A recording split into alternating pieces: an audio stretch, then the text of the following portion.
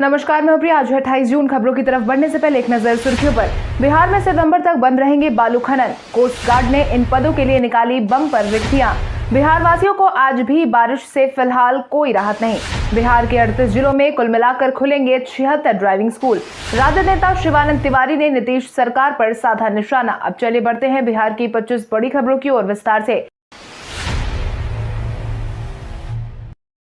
Coast guard के इन पदों के लिए निकाली गई बम्पर रिक्तियां। सरकारी नौकरी की तैयारी कर रहे युवाओं के लिए अहम सूचना। भारतीय तटरक्षक दल ने हाल ही में असिस्टेंट कमांडेंट के पदों पर भर्ती के लिए नोटिफिकेशन जारी की है। नोटिफिकेशन की माने तो इस भर्ती के लिए आवेदन प्रक्रिया 4 जुलाई 2021 से शुरू होने वाली है। आवेदन करने की अंतिम तारीख 14 जुलाई 2021 तय की गई है। इसके साथ ही इन पदों के लिए शैक्षणिक योग्यता की बात करें तो सामान्य ड्यूटी के पदों के लिए उम्मीदवार का किसी भी मान्यता प्राप्त विश्वविद्यालय संस्थान से किसी भी विषय में कम से कम 60% अंक के साथ पास होना अनिवार्य है। साथ ही उम्मीदवारों ने कम से कम 12वीं क्लास गणित, भौतिक विज्ञान, रसायन विज्ञान विषय के साथ पास किया हो। इसके साथ ही इच्छुक और योग्य उम्मीदवार www.joinindiancoastguard.com पर जाकर आवेदन कर सकते हैं। बिहार में सितंबर तक बंद रहेंगे बालू खनन। बालू खनन का काम बिहार में सितंबर महीने तक पूरी तरीके से बंद रहने वाला है, जिसके परिणाम स्वरूप बिहार में 1 अक्टूबर से बालू खनन की नई व्यवस्था लागू की जाएगी, जिसको लेकर राज्य सरकार की तरफ से राजस्व की नई दर निर्धारित की जा सकती है। मिली जानकारी के अनुसार पहले से बंदोबस्त किए गए करीब 300 नदी घाटों के लिए पर्यावरणीय स्वीकृति मिलने का इंतजार अभी भी जारी है। इसके मिलने के बाद ही बंदोबस्तधारियों को जिम्मेदारी दी जा सकती है, जिसके बाद से पर्यावरणीय स्वीकृति के संबंध में खान एवं भूतत्व विभाग के मसौदे को राज्य कैबिनेट से मंजूरी मिलने की संभावना है। डीडी बिहार पर आज से होगी कक्षा 1 से 5वीं तक के बच्चों की पढ़ाई। बिहार के सरकारी प्राथमिक विद्यालय में नामांकित बच्चों के लिए शैक्षणिक सत्र 2021-22 में पहली बार आज से डीडी बिहार पर पढ़ाई शुरू होने वाली है। बिहार बोर्ड की तरफ से साझा की गई जानकारी के अनुसार सभी छात्र अपराह्न 3 बजे से लेकर 5 बजे तक दूरदर्शन पर इस पाठशाला का हिस्सा होंगे। 3 से 4 कक्षा 1 से 3 विद्यार्थियों के लिए, जबकि 4 से 5 बजे तक 1 घंटा छात्र कक्षा 4 से लेकर कक्षा 5 के लिए शिक्षक उनके पाठ्यक्रम चर्चा से जुड़े पाठ को पढ़ाएंगे। बिहार शिक्षा परियोजना की तरफ से साझा की गई जानकारी के अनुसार फिलहाल 28 जून से 31 जुलाई तक का समय पहली से 5वीं की पाठशाला के लिए रोजाना 2 घंटे का डीडी बिहार पर बुक कराया गया है। बहरहाल प्राथमिक कक्षा के बच्चों को पढ़ाई का यह अवसर प्रदान करने के लिए बीईपी ने पूरी तैयारी कर ली है। बिहार के पूर्व डीजीपी ने अपने बदले अंदाज को लेकर किया खुलासा। बिहार के पूर्व डीजीपी गुप्तेश्वर पांडे अक्सर सुर्खियों में बने रहते हैं। वहीं इस बार उनके सुर्खियों में बनने का कारण उनका अलग अंदाज है। कई दिनों से सोशल मीडिया पर ऐसे पोस्टर निकलकर सामने आए हैं जहां पर गुप्तेश्वर पांडे एक कथावाचक के रूप में नजर आए हैं। वहीं अब इन सभी मामलों को लेकर गुप्तेश्वर पांडे ने खुद ही व्यक्तिगत रूप से अपना बयान पेश किया है, जिसके तहत उन्होंने बताया कि मैं 14 साल की आयु से ही हनुमान जयंती जैसे अलग अलग मौकों पर लोगों को मंदिर में प्रवचन सुनाया करता था। अध्यात्म में मेरी शुरू से ही रुचि रही है। इसमें नया कुछ नहीं है। सेवा अवधि में मैंने कुछ अनुष्ठानों में हिस्सा लिया, लेकिन ड्यूटी के दौरान ऐसे कथा कहने की इजाजत नहीं थी, इसलिए मैंने कभी ऐसा नहीं किया। मेरा मानना है कि ईश्वर के चरणों में जगह पाना इंसान का अंतिम लक्ष्य है। बिहार में बड़े पैमाने पर सीओ का हुआ तबादला। बिहार में बीते दिन बड़े पैमाने पर सीओ का तबादला कर दिया गया। राजस्व एवं भूमि सुधार विभाग के मंत्री रामसूरत राय ने परफॉर्मेंस के आधार पर पोस्टिंग की घोषणा कर दी थी। राज्य मुख्यालय द्वारा जारी मासिक रैंकिंग में 25% से अधिक अंक लाने वालों को ही अंचल में पदस्थापना किया जाएगा। सबसे बेहतर काम करने वाले पदाधिकारियों को उनकी पसंद की जगह तैनाती की सौगात देने जा रही है। मिली जानकारी के अनुसार 3 साल से एक ही जगह पर जमे अंचल पदाधिकारी, राजस्व पदाधिकारी और राजस्व कर्मियों की कुंडली तैयार की जा रही है। मुख्यमंत्री के आदेश के बाद सीओ के 35% पदों पर महिला पदाधिकारियों की नियुक्ति की जानी है। राज्य में 534 अंचल में से कुल मिलाकर 186 सीओ फिलहाल नहीं मिल पा रहे हैं। कोरोना के माहौल में जान गंवाने वाले बिहार के प्रवासी मजदूरों के परिजनों को मिलेगा मुआवजा। बिहार से बाहर देश विदेश में काम करने वाले प्रवासी मजदूरों की जान कोविड-19 के कारण अगर गई है तो श्रम संसाधन विभाग उनके परिजनों को बिहार प्रवासी मजदूर दुर्घटना अनुदान योजना का लाभ देगा। इसको लेकर परिजनों को राज्य में किसी भी आरटीजीएस काउंटर से इसके लिए आवेदन करने की जरूरत होगी, जिसके बाद पीड़ित परिवार के लोगों के खाते में आरटीजीएस के माध्यम से पैसा निश्चित समय पर ट्रांसफर कर दिया जाएगा। इतना ही नहीं, योजना के अंतर्गत ट्रेन या सड़क दुर्घटना या फिर सांप काटने, पानी में डूबने, आग, पेड़ और भवन के गिर जाने और जंगली जानवर द्वारा प्रहार, आतंकवादी अथवा आपराधिक आक्रमण आदि से हुई दुर्घटना को शामिल किया गया है। सरकार की तरफ से घोषित महामारी में मृत्यु के बाद प्रवासी श्रमिक इस योजना से जुड़ने का प्रावधान किया गया है। नीतीश सरकार ने आधी आबादी को बिजनेस वुमेन बनाने की शुरू की तैयारी। नीतीश सरकार बीते कई दिनों से लगातार महिलाओं के उत्थान की तरफ अपने कदम बढ़ा रही है। बात चाहे पंचायत में महिलाओं को आरक्षण देने की हो, सिपाही भर्ती में भागीदारी की हो या फिर मेडिकल और इंजीनियरिंग कॉलेज में 33% की भागीदारी देने की हो, हर जगह बिहार सरकार महिलाओं का ध्यान रख रही है। इसी क्रम में बीते दिन बिहार सरकार की तरफ से महिला उद्यमिता को बढ़ावा देने के लिए महिला उद्यमी सम्मेलन का आयोजन पार्टी की तरफ से करने का ऐलान किया गया है। इस आयोजन में सोशल मीडिया के जरिए बिहार की महिलाओं को जोड़ने की तैयारी देखी गई है। इस कार्यक्रम को जदयू के राष्ट्रीय अध्यक्ष आरसीपी सिंह संबोधित करते देखे गए और बताया कि बिहार में महिलाओं के विकास के लिए नीतीश सरकार क्या-क्या काम कर रही है। शिक्षकों के अनुपस्थित होने पर अब होगी कार्रवाई। कोविड-19 के माहौल में बंद पड़े स्कूल को खोलने की तैयारी शुरू हो रही है। कई जिलों में स्कूल खोल भी दिए गए हैं, लेकिन स्कूल में बच्चों के आने पर फिलहाल पाबंदी जारी रहेगी। स्कूल में केवल शिक्षक और कर्मचारी को ही बुलाया गया है। साथ ही उन्हें कोविड-19 के प्रोटोकॉल का पालन करने का निर्देश भी दिया गया है। नीतीश सरकार ने सभी शिक्षकों को स्कूल में उपस्थित रहने का निर्देश दिया है। अनुपस्थित पाए जाने पर इन शिक्षकों के खिलाफ कार्रवाई भी की जाएगी। इस संबंध में जिला शिक्षा पदाधिकारी ने शनिवार को आदेश जारी कर दिया है। जिला शिक्षा पदाधिकारी संजय कुमार ने बताया कि कई स्कूल में शिकायत मिली है कि 1 या 2 शिक्षक ही स्कूल में आए हैं और अन्य लोग नहीं पहुंचे हैं, जिसकी औचक निरीक्षण कार्रवाई की जाएगी। प्रधानाचार्य को भी रिपोर्ट करने को कहा गया है। अगर शिक्षक उपस्थित नहीं रहेंगे तो उन पर कार्रवाई की जाएगी।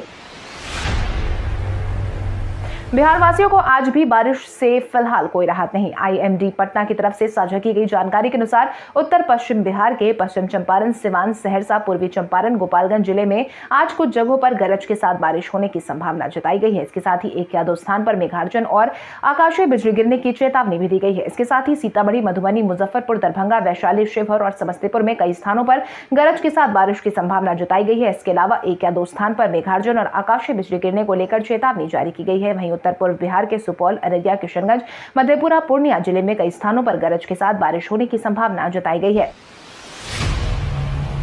पीएचडी एडमिशन टेस्ट के लिए छात्रों को 8 दिनों की दी गई मोहलत। मगध विश्वविद्यालय की तरफ से पीएचडी में एडमिशन लेने की इच्छा रखने वाले छात्रों को 8 दिनों की और ज्यादा मोहलत दी गई है, जिसके तहत विश्वविद्यालय ने सभी छात्रों को एक बार फिर से मौका दिया है। आपकी जानकारी के लिए आपको बता दें, पीएचडी के लिए अप्रैल में ही आवेदन जमा करने की समय अवधि समाप्त हो चुकी थी। इससे पहले कोविड-19 को लेकर विश्वविद्यालय में गर्मी की छुट्टी सहित लॉकडाउन के कारण आवेदन जमा करने की प्रक्रिया बंद कर दी गई थी, लेकिन लगातार छात्रों के आग्रह पर कुलपति प्रोफेसर राजेंद्र प्रसाद ने स्वीकृति प्रदान की है कि पीएचडी के लिए आवेदन करने से वंचित छात्रों को एक बार फिर से अवसर दिया जाए। इसके बाद 28 जून से 5 जुलाई तक स्टूडेंट के आवेदन स्वीकार किए जाएंगे।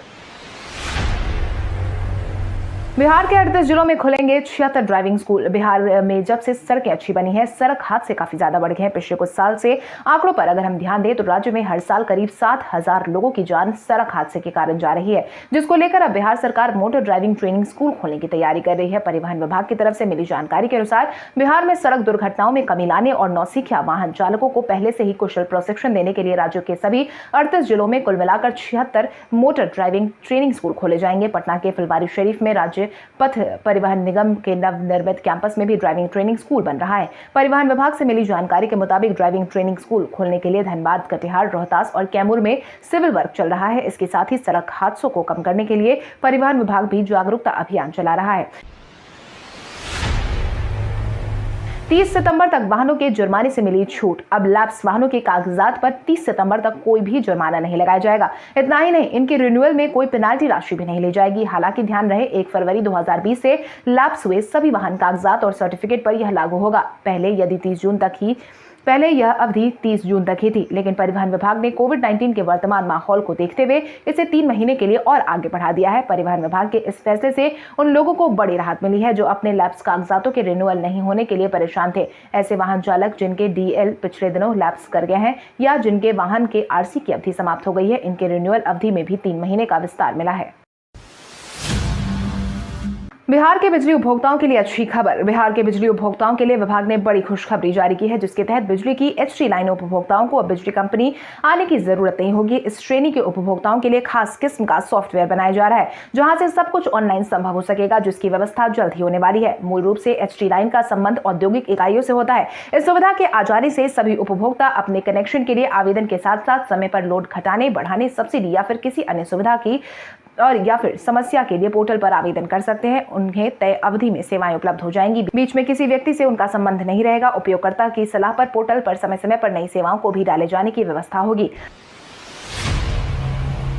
जल जमाव को लेकर पथ निर्माण मंत्री ने जारी किया बयान। कुछ घंटे की हुई बारिश में राजधानी पटना एक बार फिर जलमग्न नजर आया था। वहीं उसके बाद से ही लगातार सरकार की किरकिरी हो रही है। इसी बीच पथ निर्माण मंत्री नितिन नवीन ने राजधानी में जल जमाव पर अपनी सफाई दी है, जिसके तहत उन्होंने कहा कि पिछली वर्षा की भांति इस बार ऐसी कोई विकट स्थिति नहीं देखने को मिली है जिसकी आलोचना करे। उन्होंने कहा कि भारी बारिश होने पर जल निकासी के लिए 6 से 8 घंटे का समय लगना लाजमी है और वही हुआ। निगम ने चंद घंटों के भीतर जल जमाव वाले क्षेत्र में जल निकासी को सुनिश्चित करा दिया। उन्होंने कहा कि पिछले 5 दशक में यह पहली बार हुआ है कि पटना जैसे शहर में सीवरेज का काम नए सिरे से किया जा रहा हो। ऑनलाइन इंटरव्यू से 650 लोगों को मिलेगी नौकरी। बिहार में बेरोजगार युवाओं के लिए अहम सूचना। टाटा, धनबाद, आसनसोल, कोलकाता, अहमदाबाद, लुधियाना आदि शहरों में बिहारी श्रमिकों की मांग को ध्यान में रखते हुए पटना की consultancy home care services private limited के द्वारा टाटा, धनबाद, आसनसोल और कोलकाता में 8वीं मैट्रिक, इंटर और ग्रेजुएट 18 से 50 साल के 400 सिक्योरिटी गार्ड तथा अहमदाबाद और लुधियाना में 8वीं और मैट्रिक पास 18 से 45 साल के 250। इसके साथ ही मेल हेल्पर की आवश्यकता के मद्देनजर 30 तारीख को जिला नियोजनालय में ऑनलाइन जॉब कार्ड आयोजित किया जाएगा, जिसकी जानकारी सूचना से जनसंपर्क पदाधिकारी कन्हैया कुमार ने दे दी है। उन्होंने बताया है कि संक्रमण के कारण भौतिक रूप से जब कैंप का आयोजन नहीं हो सका, ऐसे में सिक्योरिटी गार्ड तथा अन्य पदों पर इच्छुक उम्मीदवार 30 जून तक अपना बायोडाटा लेकर नियोजनालय में संपर्क कर सकते हैं। मुख्यमंत्री नीतीश कुमार की दूसरी आंख का भी हुआ ऑपरेशन। मुख्यमंत्री नीतीश कुमार इन दिनों राजधानी दिल्ली में अपनी आंख के इलाज को लेकर स्थित हैं। वहां पर उनकी एक आंख का ऑपरेशन पहले हो चुका था, जिसके बाद बीते दिन उनकी दूसरी आंख का ऑपरेशन कर दिया गया है। दिल्ली एम्स में नीतीश कुमार की दूसरी आंख का सर्जरी सफल रहा।